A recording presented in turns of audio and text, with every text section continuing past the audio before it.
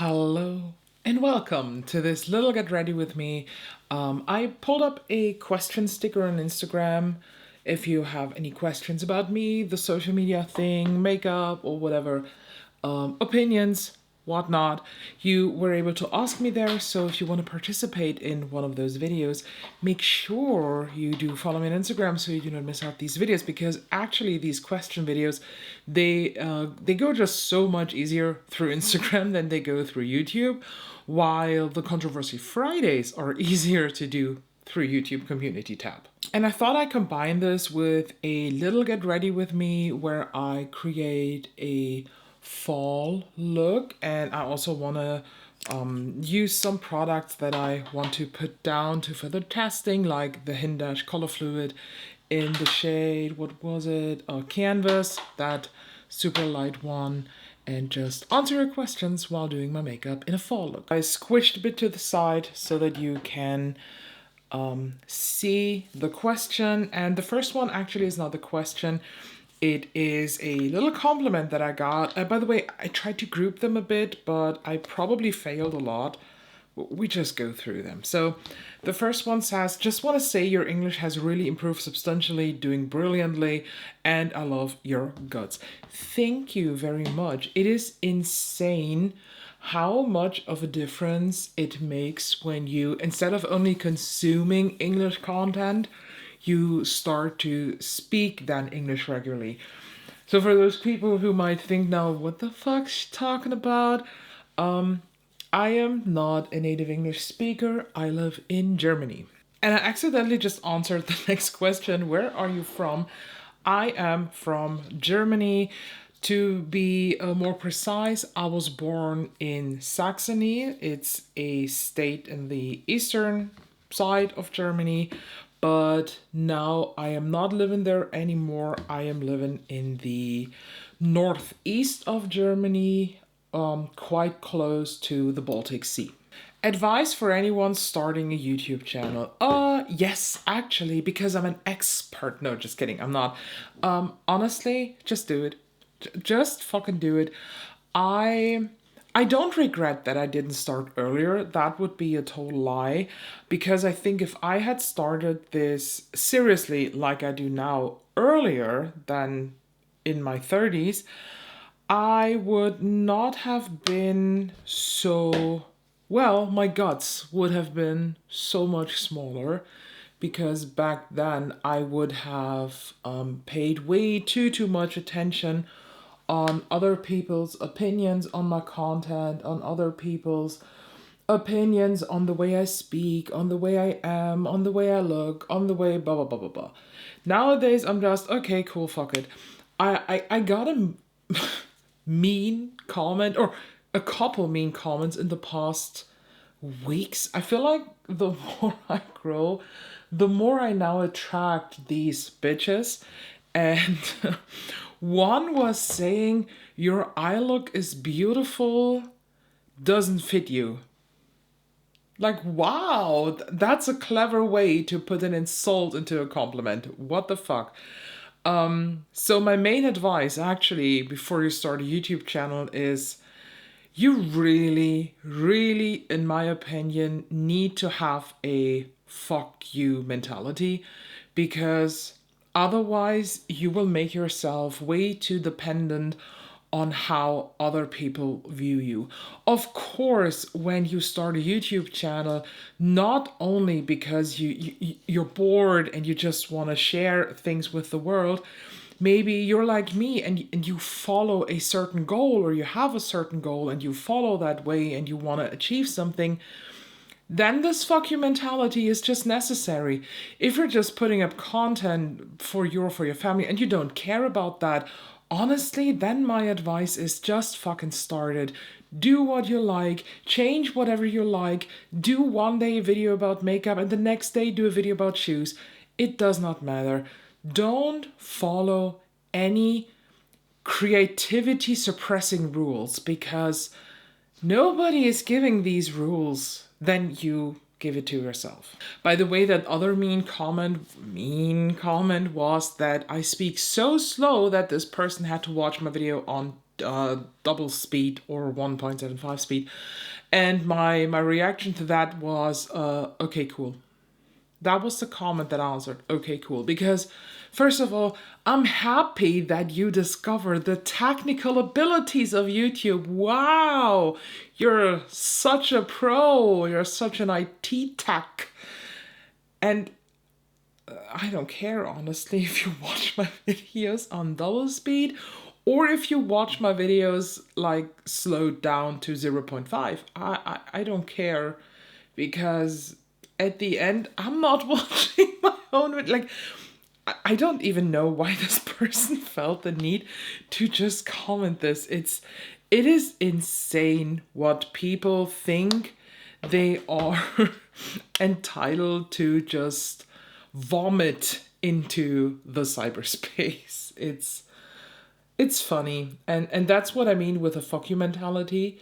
Years ago, like 5, 6, or 10 years ago, I would not have thought about this that way. That first comment about a beautiful eye look that does not fit me would have put me in so much depression.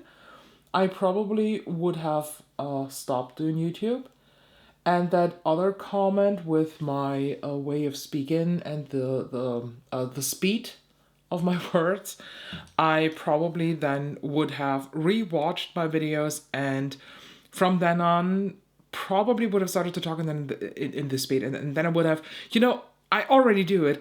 I would have just, I would not have been able to just sort my thoughts and my words. And honestly, I know that I sometimes am all over the place, but I try to always circle back, because compared to maybe other YouTubers, I do not work with scripts. Congrats to 2,000 subs. Thank you. Honestly, I have no words for this. And if you follow me on Instagram, I did a short story about short story about this, because I started my YouTube channel professionally, like seriously, with an upload schedule and shit, last year in June. And I needed from end of June, somewhat like that, until the end of March 2024 to gain 1,000 subscribers. And then only 6 months later, I added another 1,000 subscribers. So we're at 2,000. So it took me now 15 months to go, no, 16 months to reach 2,000 subscribers. And that number is constantly growing. And I'm like sitting here, why do people subscribe to my shit? All I do is criticize things and slap colors on my face. I am beyond thankful for that. You have absolutely no idea how this feels to wake up, go to the YouTube Studio app, see that from yesterday to today, the number has increased by another 10 subscribers. It's insane. It is fucking insane. If you'd ask me, yes, I do have a goal actually, and I don't know how realistic that goal is, but I just try to envision the end of 2025, and if we, by the end of 2025, are at 5,000 or 6,000 subscribers here in this space, I would fucking lose it. That would be insane. What do you do for a living outside social media? That is quite a complicated question right now, because I don't want to go too much into detail. I will go into detail. See, another thing on my language, I started to accept that I sometimes stumble over my words and that I mispronounce things, and then I just laugh about it. Instead of trying 10 takes, I just laugh about it and then I say it very slowly again. And now I completely forgot what I wanted to say. Well, there are changes. Okay, very quick and short. I quit my job.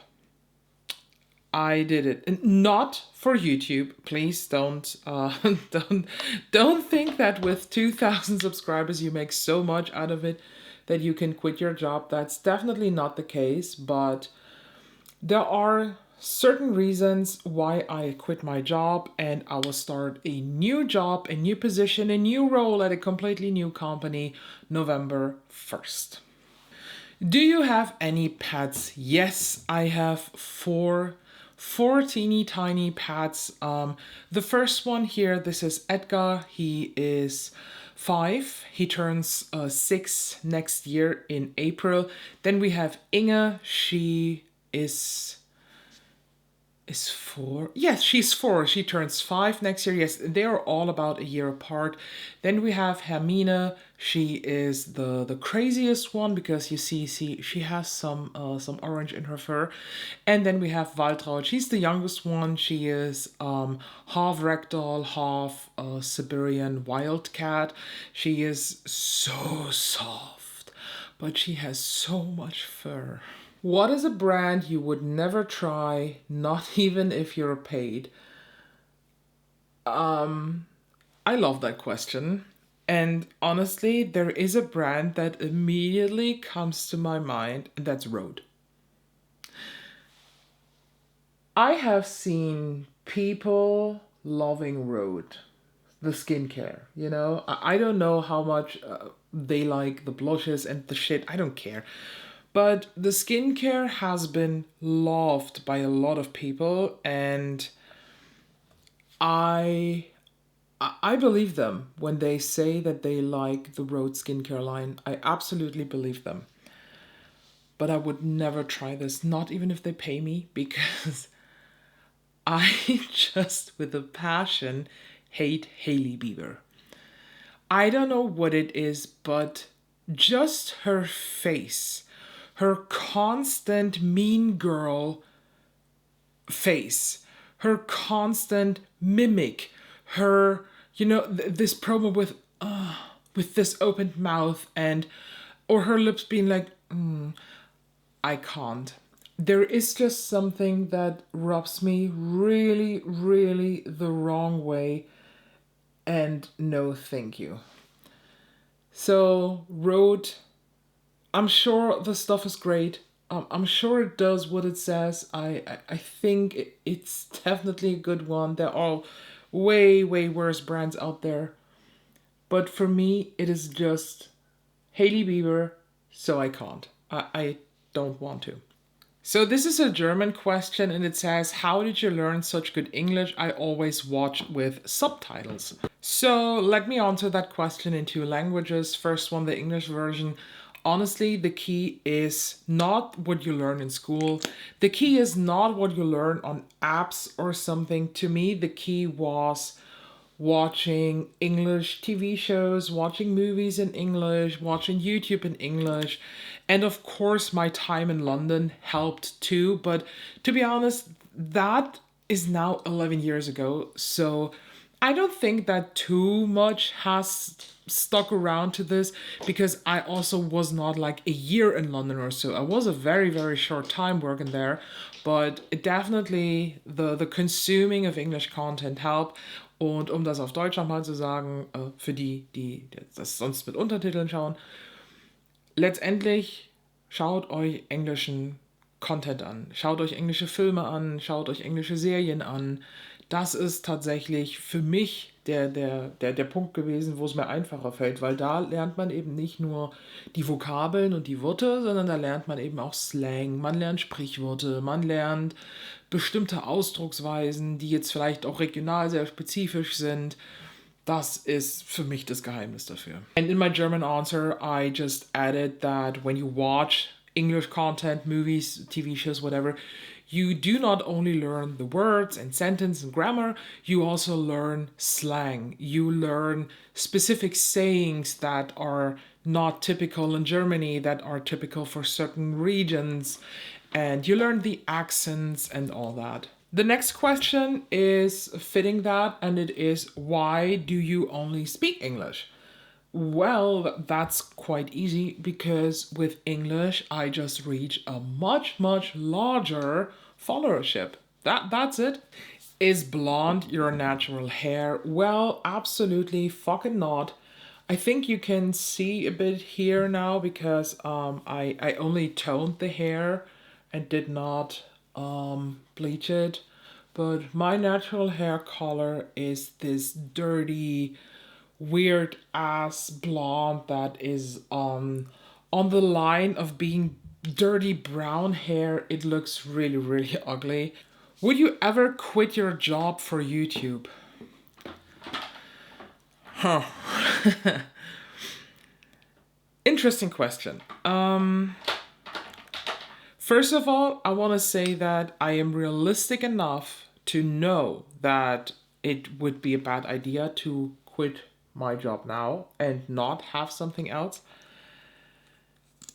But let's just enter dreamland for a second and let's just imagine that I reach a follower number here, a subscriber count that will secure so much money each month that I can without being dependent on sponsorships or on the affiliate codes, that I can live off of it. I think I lost track with the sentence for a second. And I thought about this many times.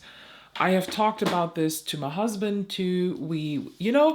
Just planning. It does not mean that this will happen anytime soon, but I'm just a big, big fan of planning and thinking at least about this and then be kind of prepared. And a while ago, my answer was absolutely not. I would still work full time. My answer changed a bit, but I think the main thing did not change. What changed is I would quit my job probably, and then I would do something on a minimal job base. I don't know if this exists in other countries, but here in Germany, you have this level of income that is basically put into how much do you earn. And then we have in Germany so-called mini jobs. These mini jobs you can only earn, I think it's up to 550 euro a month. So usually students do this, or when you still go to school, you can do these jobs. Because this is the amount of money that you can get without having to pay for taxes, without having to pay for insurance, because your employer pays these costs on that money that you get. And honestly, if I am ever in that position that my YouTube money secures my life, I would change to a job like that. I would do just a mini job. And you probably think now, why would you do a mini job when you have so much money that you can easily live off of it? That is a very good question. And the answer is very, very simple, I think. I am afraid that when I quit my job, or if I quit my job, and only surround myself then with my husband, of course, family and friends, and people only from that YouTube space, I will lose touch with reality.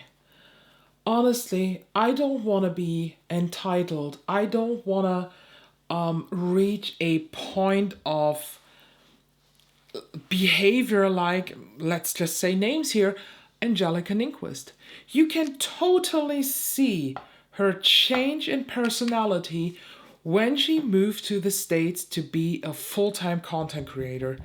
She became so up in the air, so far away from reality sometimes, that I'm like, what's wrong with you? I remember that video, I think it was last year when I still watched her. She said that she is very overworked and she needs a break and she's blah, blah, blah, blah, blah, blah, blah. And I'm just like, you are a fucking full-time content creator and you put up 4 to 5 weeks.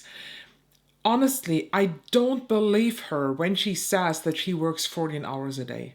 That is just not true. If you work 14 hours a day as a content creator in this size, you are doing something wrong. You should just reorganize yourself. I have a full-time job. I study aside of that, and I put up 5 videos a week. My sleep schedule is shit, yes, but I'm very well organized. I allow myself breaks. I allow myself social media free time. For example, I don't answer comments usually on the weekend because I check for them. Yes, I look, but I barely answer them. Maybe one or two that seem to be like urgent. Not that anything is urgent in that space, but where I maybe see, okay, this person wants to know that really bad, so I just take these 2 seconds and answer that freaking comment.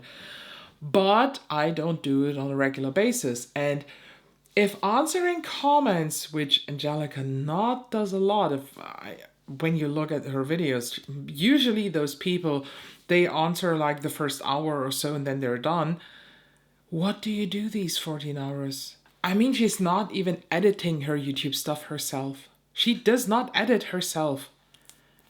At least she said that. She said that her husband is editing her videos. While in another video, back then when I still watched Samantha March, she said that she needs like an hour for a 30-minute long video. She films 30 minutes and then she edits 30 minutes. And then I'm still questioning, what the fuck are you doing? So no, I would not completely quit a job. I would still do a job because I am afraid to lose touch with reality. Does your husband know now? Honestly, go and fuck you. This person here that asks this question every single time when I do a Get Ready With Me. You know I love you, but I get the joke. For those people who don't get the joke, nobody knows this name here in my private world. Not even my husband, although he's very, very supportive of what I do. And I'm pretty sure that he somewhere saw the name when I showed him something and I wasn't quick enough or so to cover that name. So I'm pretty sure he knows it. But I didn't inform him myself. I didn't tell him this username here. I did not. I still blocked him on Instagram. But he is very supportive of what I do, so he technically knows what I'm doing. He just doesn't know the username. How's your sleep schedule? Well, rude to ask. It's really fucked up. My sleep schedule is so fucked. I actually do track my sleep, so let me pull up a screenshot for you here on the month of September. The days where there are no numbers in there just means I didn't wear my Apple Watch, and the others you see the time. So, yeah, 5 hours, 4 hours. I know. I am really, really bad when it comes to this, and I'm well aware, but you know, when you do so many things, one thing has to be cut. Maybe sleep cutting is not the wisest idea, but I always say that I truly believe that this is for a good reason, and there will be a time in my life where this dedication that I put in, where all the events that I miss because of this, where all the vacations that I can't do because of this, it will pay out. I will reach a point where this work, where this effort that I put in here will pay out. Do you really still study? You're over 30. I do. Am I misinterpreting something here, or is this quite rude? I still study. I don't know why this should be a problem, so it is never too late. Honestly, if you have that dream, if you maybe think, well, I should have started earlier, I regret that I didn't do this, just do it. Just fucking do it. It is never too late. There are people at my university that are over 50. Just fucking do it. Honestly. Opinion about the current indie market and the releases at the moment. Oh, that could be a whole video. That is a cool topic for Controversy Friday, so I try to gather some thoughts right now for you while I choose what glitter I'm going to use. This question is really not easy to answer because I have a very wild range of opinions here. A lot of these you see in my You Don't Need That Shit, so definitely watch them. I have the feeling that the indie market, the indie brand community is going through a very dangerous shift. My first discovery of an indie brand, I don't even know anymore. But it could be... No. Oh no, 100% it was Odin's Eye, actually. It was the Odin's Eye Christmas release from 2022. That was my first step into indie community, and by this day, I didn't know about indie brands. I only knew the mainstream brands and luxury and drugstore. And I'm happy that I discovered indie brands because we all know that I'm a big fan of indie brands, and 2024 was, for me, the year of Asian indie brands. So I stepped away actually from, I know it sounds weird, from the mainstream indie brands of the American and the European market. I discovered more the Asian indie market, and that was a blessing, to be honest. But when we just look at this American indie market, there are brands that I personally think should be stopped. And I'm talking specifically about Bella Beauté Bar. I'm talking about Adept Cosmetics. They're just too fast. It is just too fucking much.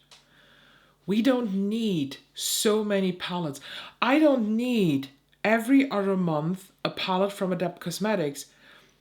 I still have my Cyborg Choir unused here.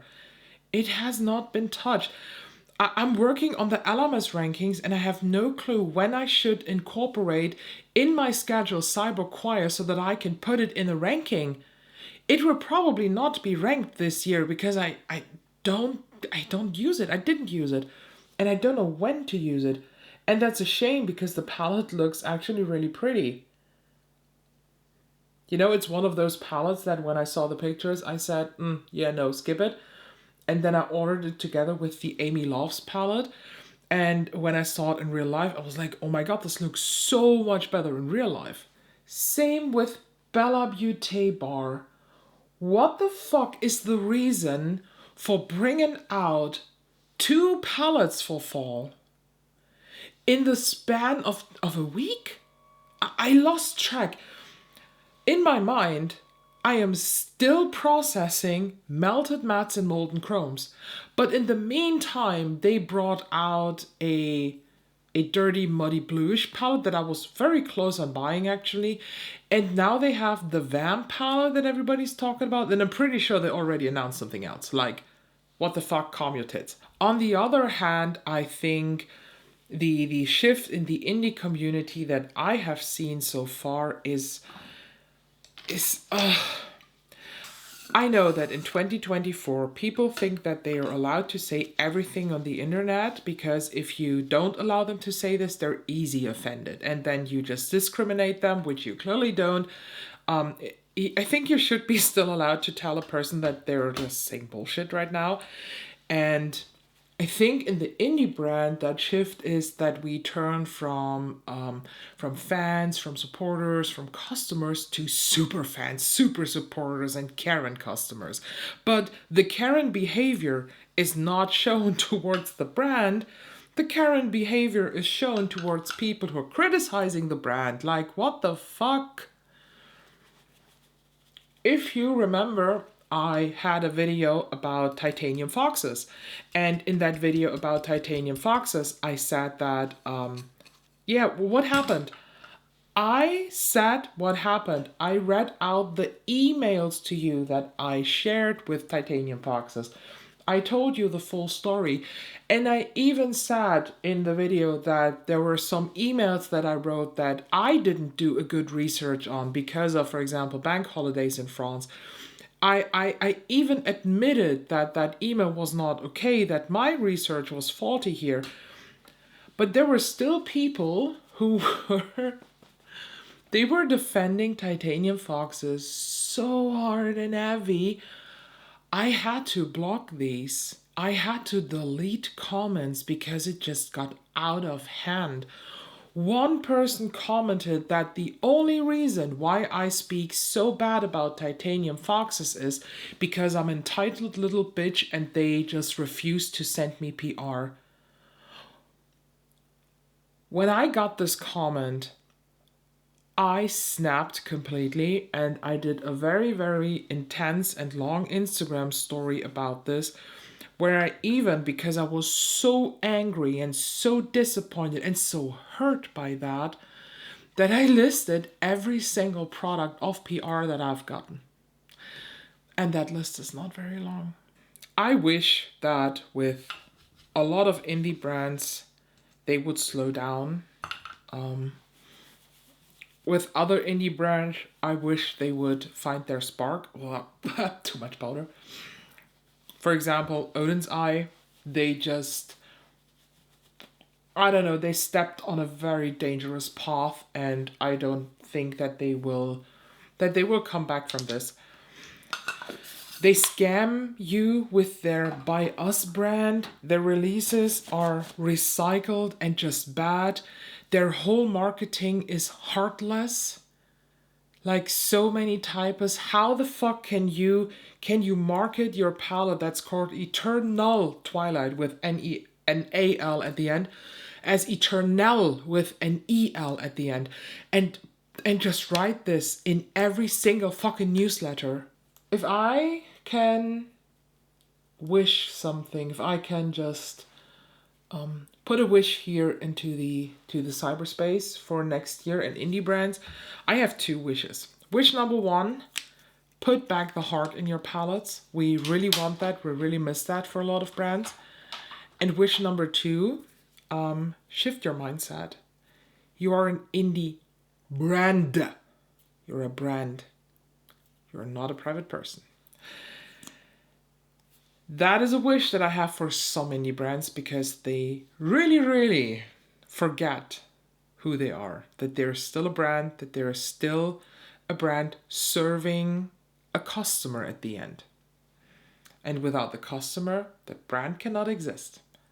The customer can exist without the brand. Would you be interested in a indie brand focused Controversy Friday? What should we discuss then? Let me know. How do you get on PR lists? If you're lucky, the brands will contact you. Other than that, you have to be an annoying little prick and just ask the brands. And I'm not joking with that. This is common. I haven't done this in a while, to be honest, because I'm very happy with how my constellations with brands are at the moment. But this is common behavior that you basically contact a brand, you introduce yourself, especially when you were smaller, and you don't specifically ask, hey, can you send me free products? You ask for, how can you develop a business relationship with that brand? And that is completely normal. And before you ask, no, not every brand will send you stuff. No, not every brand will even answer you. A lot of brands, they will ignore you. Can we please talk for a moment before we head over to the next question about my skin, about my base? Holy fuck. I didn't focus on products, but I used the Milk Pore Clips Primer and the Danessa Marix Yummy Skin Tint. And my favorite powder, my Milk Burn Set. What do you film and edit with? I think I answered that question somewhere already, but I'm not 100% sure. So the camera that I'm using is a Sony ZV-E10. It is, I think, marketed specifically as a vlogging camera because you have a okay integrated microphone.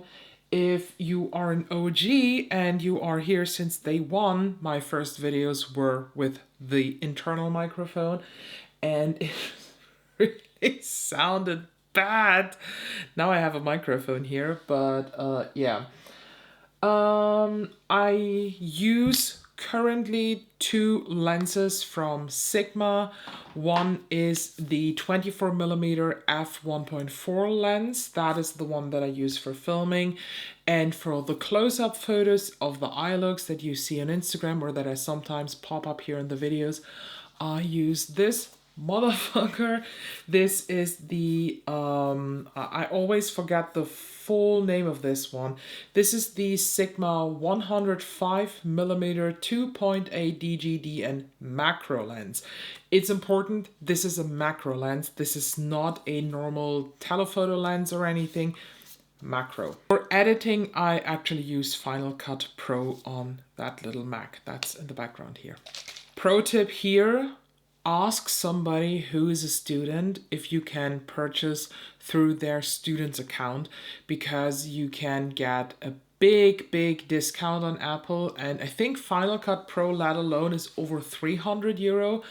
But if you have a student's discount, you can have the bundle. There is Final Cut Pro, Logic, Motion, like the 5 big production apps for 250 or so. It's quite a good, or even less, or €180. It was a freaking good deal. So I have these other tools too that I never used. We have 3 questions actually left, so I'm in a good time frame. What brand would you like to work with? So the question is now, what do you mean with to work with?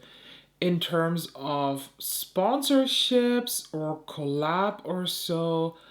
I just answer both. So in terms of sponsorships, honestly, I would work with every brand that I truly love. If I ever have the opportunity to gain a sponsorship, be sure that whatever brand is sponsoring me, I love the shit out of. I would never accept a sponsorship or anything for a product or for a brand that I'm not truly behind. I'm not lying. I don't like to lie. Have you seen that video from Robert Welsh on that that campaign brief from a, well, unnamed brand, but I'm pretty sure the brand's initials are I and M, and they rhyme with fuckayosh. Sorry. That is so disgusting because, long story short, in that video, the brand brief for that sponsorship basically says that you, for that one video idea, you should pretend to go to a festival and style your hair different so that you look like you've been partying for 12 hours or so that you can show how the setting spray held in your makeup. Is this disgusting? It is. No, I would never ever do this. So honestly, all the brands that I love and support with, I would love to work with. And when it comes to collabing, that's a really good question. I would love to collab with Nomad or Cosmic Brushes, definitely. Cheery Up Makeup, 100%, because I just love the quality. And Beauty Bay. Honestly, I would do a Beauty Bay collab. Or, collab with a multi-brand shop and just pull together a favorites box, the Ella edit or something. That would be a fucking dream, honestly. Oh, that would be so cool.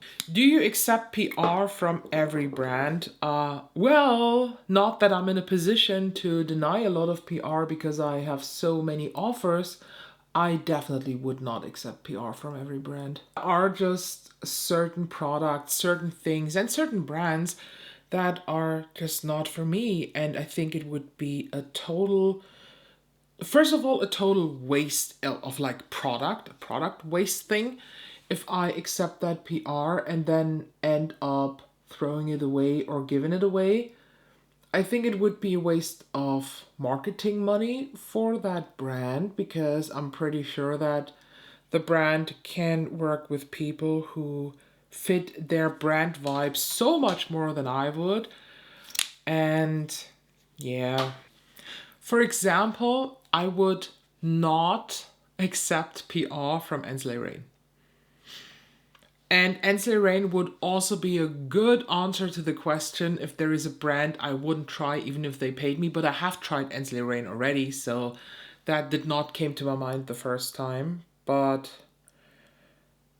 that would be a brand I would never ever accept PR from. I have to admit though that before all that happened, I applied for their affiliate program, but I was never accepted in that program. If I was accepted, I would have deleted my account. Honestly, I am so with Ensley Rain. They make me so sick. A big, big, big as no. And the last question is, ever had bad experiences with a brand you worked with? Well, I don't think it counts as I worked with. I was about to work with these. And there are two brands that I will not name now because it would be unfair, because we never had a contract going on. It basically stopped during the negotiation of how this can happen. So the first one is actually a hair brand that do wigs and hair pieces and clip-ins. And they contacted me and asked me if I'm interested to try and test and talk about one of their hair pieces. I went on the website and like good quality hair pieces, like real hair. The full real hair wigs, they were around 300, 400 euros. It was very expensive. And they offered me to test out a ponytail piece. And to be honest, I was like, actually, I would love to try this. Really, I was interested in that. And they didn't have a matching hair color for mine because, let me take that off. And you see, my hair color is like purplish, bluish, white somewhat. Oh, wait a moment. I just had to grab my Tangle teaser. And all they had were more like, they called it a platinum blonde, but to be honest, it was yellow blonde. It was a honey blonde. And I answered them, said, hey, really appreciate the offer, but I don't think that any of your ponytail pieces can match my hair color. So I would love to try it, but if you don't mind, I would try a wig actually. But not the ponytail pieces because I think these will not work. And then they answered me and said, oh, no problem. Since this is real hair, you can tone them like your hair. And I was like, okay, cool. I'm interested. So they sent me the piece, beautiful piece, very, very pretty, good quality, thick. It was a bit like dry feeling, but I was like, okay, if I wash it and then put some conditioner on, it should be fine. And then I toned it. I toned it with the same products that I used to tone my own hair to have a white. So you see I have purple right now. That's because I didn't tone with the regular ones. I applied directions in a mauve shade to just counteract some yellows. But when I tone my hair, I usually use some of the Blonde Me stuff from Schwarzkopf, and you know, with all the bleaching shit, like, not directions. When I tone my hair for the first time, I'm not using directions. I'm not using a purple shampoo or blue shampoo, whatever. The whole hair piece turned blue. So I contacted them and said, hey, I did what you told me and the hairpiece turned blue. And she was like, yeah, that's your fault because you used a blue shampoo. And I'm like, girl, I didn't use a shampoo. This is here what I used. So I sent her the products. And she's like, yeah, as I told you, you cannot use a blue shampoo. And I'm like, do you even know what this is? These are toners. These are used in professional contacts at the hairdressers to counteract brassiness and yellow tones after bleaching. These are not purple or blue shampoos. And then I just said, you know what? sorry, I don't feel comfortable talking about this right now, and I probably never will. So thank you for the opportunity, but I will not promote a product that is not working as you tell me, and then lie to subscribers and say, hey, you can turn them down, no problem. I won't do this, so have a good day. And they never answered. And the second one was actually a brand that does more so gift sets. It was not really makeup related. I don't know how they found me or how they thought that I am a good spokesperson for them, but their products, their gift sets, they were like hand lettering things and wooden things and candles, and honestly, I liked them. And when they contacted me, I thought, okay, that might be a cool thing now for holiday season to just show something different than makeup. Maybe I do like holiday gift guide and include it there. That was the plan in my head. And they specifically asked for a 2-minute spot in a video. So a paid content piece. And I'm like, oh my God, my first paid content. So I answered her and said, hey, I'm actually interested because I like what I see on your website. These products look really cute. I would like to try them. So what are your requirements? What do you want to have? And then she gave me that full list of like 2-minute endorsement, blah, blah, blah, blah, show the website, blah, blah, blah, blah, here the code, blah, blah, blah, blah. And in exchange for that, I can get a one piece for free. And I answered her and said, hey, I really appreciate that you thought of me, but to be honest, what you are asking for is a paid content. It's sponsorship for a part of my video. And when you want me to talk about specifically and in depth about Youre for 2 minutes, honestly, you cannot pay me with a gift set that is worth, I think her stuff is like 30 to 40 euros, something like that. So in a good price range for what you get at the end. And she answered like, yeah, she knows that this does not pay the bills or fill the fridge, but she's a small brand and she cannot afford that. And then I said, hey, I'm sorry, then we cannot work together because what you want me to do is a paid partnership. It's a paid part of content, and I'm not doing this for a gifted product. And I actually thought about that offer and I'm like, okay, you know what? I actually like what she does. Like, for real. I really like the products that was in that shop. So I agreed, said, okay, you can send me one, but I will not do a 2-minute thing. I will just show it in the beginning of, for example, a You Don't Need That Shit video, but I will not fit all the requirements because what you want me to do is, as said, paid part of a video. And if you just want to send me some things and I should mention it, I can do that. I can mention it and then I put it in the like first part of the info box and that's good. So she sent me then a Google Forms sheet or typewriter sheet where you can fill out everything. And I had to agree. It was like a contract that I had to sign digital to agree on. I will show it 2 minutes. I will talk about it 2 minutes. I will do this. I will do that.